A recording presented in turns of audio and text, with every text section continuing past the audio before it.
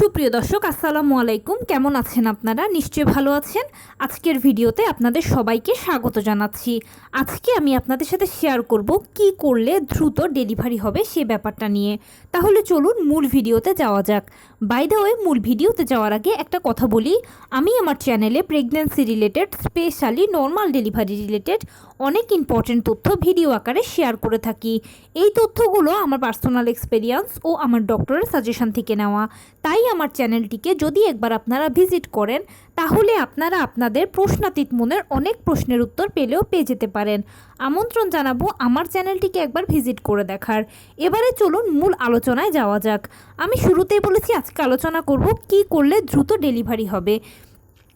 দেখুন, আমরা সবাই জানি যে নর্মাল ডেলিভারিটা হচ্ছে একটা প্রাকৃতিক পদ্ধতি আর সিজারটা হচ্ছে প্রি প্ল্যান।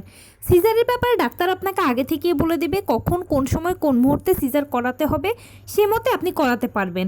কিন্তু যেহেতু নর্মাল ডেলিভারিটা একটা প্রাকৃতিক পদ্ধতি, সেই জন্য এটার প্রথম থেকে শেষ পর্যন্ত সব কিছুই কিন্তু প্রাকৃতিকভাবে শুরু হয়ে প্রাকৃতিকভাবে শেষ হবে। এখন এমন কি উপায় আছে যেটা করলে আপনার ডেলিভারিটা দ্রুত হবে, অল্প সময় লাগবে? তো প্রথম মায়েদের ক্ষেত্রে এই জিজ্ঞাসাটা অনেক বেশি থাকে, প্রতিদিন এটা নিয়ে অনেক কমেন্টসও পাই। দেখুন, দ্রুত ডেলিভারি হওয়ার একমাত্র সহজ উপায় হচ্ছে নিয়মিত হাঁটাচলা করা।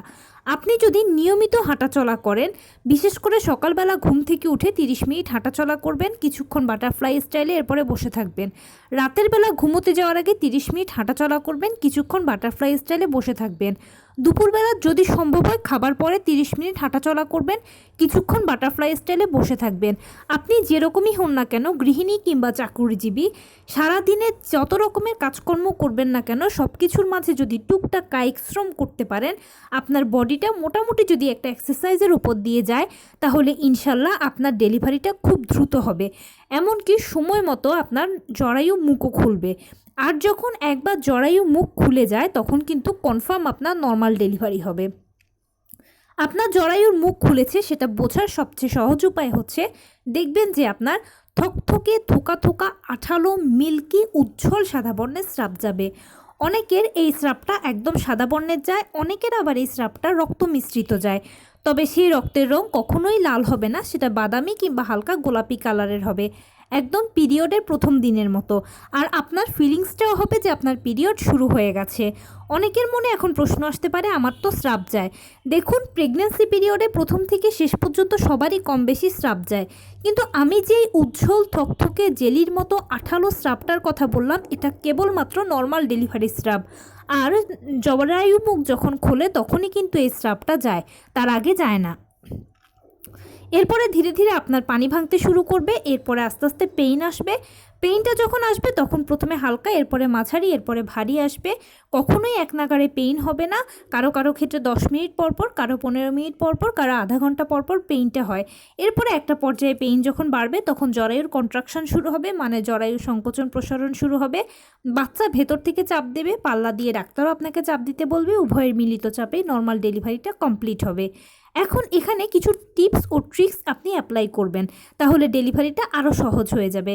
যেমন, যখন দেখবেন যে আপনার জরায়ু মুখটা খুলছে, মানে এই ধরনের স্রাব যেতে শুরু করে দিয়েছে, তখন তো আপনার নর্মাল ডেলিভারি হবে কনফার্ম। আপনি মানসিকভাবে প্রিপারেশান নেবেন। ডেলিভারির ক্ষেত্রে মানসিক প্রস্তুতিটা হচ্ছে সবথেকে ইম্পর্টেন্ট। কোনো ভয় পাবেন না প্লিজ, এখানে ভয় পাওয়ার কিছু নেই, টেনশনও করবেন না।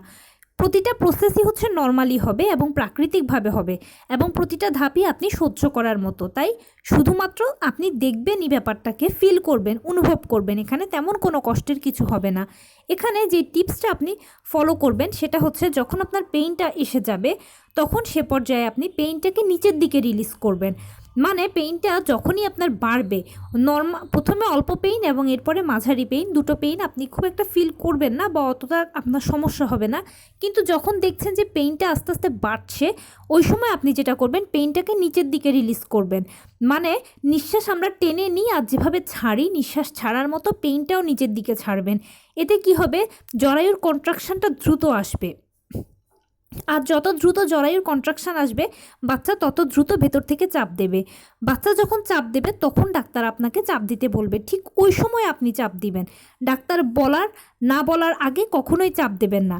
ডাক্তার যখনই বলবে তখনই চাপ দেবেন, আগেও নয় পরেও নয়। যখন ডাক্তার বলবে ঠিক তখনই আপনি চাপ দেবেন। জোরে জোরে 2-3টে চাপ দিলেই বাচ্চা দ্রুত বেরিয়ে আসবে।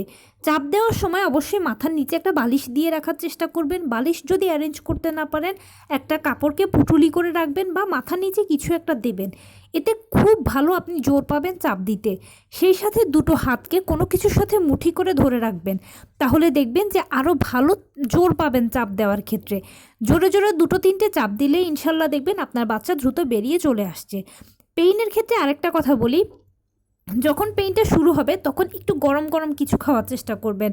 ধরুন আপনি দুধ খাচ্ছেন, একটু কুসুম গরম খান, বা অন্য যেটাই খাচ্ছেন একটু কুসুম গরম খান। পুরাণ মতে যখন কোনো কিছু গরম খাবার খাওয়া হয় তখন পেইনটা নাকি বাড়ে। আর পেইন যত দ্রুত বাড়বে তত দ্রুতই জরায়ুর কন্ট্রাকশন শুরু হবে, তত দ্রুতই কিন্তু বাচ্চার ডেলিভারি হবে। মোটামুটি এই প্রসেসগুলো যখন আপনি মানবেন তখন দেখবেন যে অটোমেটিক ডেলিভারিটা সহজে হয়ে যাবে, দ্রুত সময়ের মধ্যে হয়ে যাবে।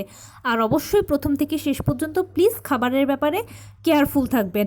মাছ, মাংস, দুধ, ডিম, হলুদ ফলমূল, সবুজ শাকসবজি, লাল জাতীয় খাবার, ওমেগা-3 ফ্যাটি অ্যাসিড সমৃদ্ধ খাবার, ভিটামিন সি জাতীয় খাবার, স্পেশালি কলা, খেজুর, বাদামের মতো ড্রাই ফ্রুটস ইত্যাদি খাবারগুলো নিয়মিত গ্রহণ করবেন। একজন গর্ভবতী মায়ের প্রথম থেকে শেষ পর্যন্ত খাবারের ব্যাপারে কেয়ারফুল হওয়া উচিত, এবং সেই সাথে তার প্রাধান্য দেওয়া উচিত প্রতিদিন খাদ্য তালিকায় যেন সকল ভিটামিনগুলো ঘুরে ফিরে যায়। তাহলে দেখবেন আপনি যখন ডেলিভারি টেবিলে চাপ দেবেন তখন আপনার আর শক্তির কোনো কমতি হবে না। অনেক সময় এরকম অনেক হয়েছে যে অনেক মাই আছেন সব কিছু ঠিকঠাক হয়েছে, কিন্তু ডেলিভারি টেবিলে গিয়ে সময় মতো চাপ দিতে পারেনি।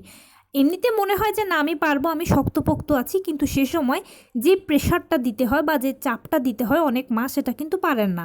আপনার বেলায় যেন এই ধরনের কিছু না ঘটে সেই জন্য অবশ্যই খাবারের ব্যাপারে কেয়ারফুল থাকবেন, নিয়মিত হাঁটাচলা করবেন। আর আপনি যেই ধর্মের অনুসারী হন না কেন বেশি বেশি করে উপরওয়ালাকে ডাকবেন। মনে রাখবেন এটা এখন আপনার জন্য একটা সময়, আর এই সময় বা এই পরিস্থিতির হাত থেকে উপরওয়ালাই আপনাকে খুব ভালোভাবে সাহায্য করতে পারবে। তো এই ছিল আজকের ভিডিও। কেমন লাগলো বলুন?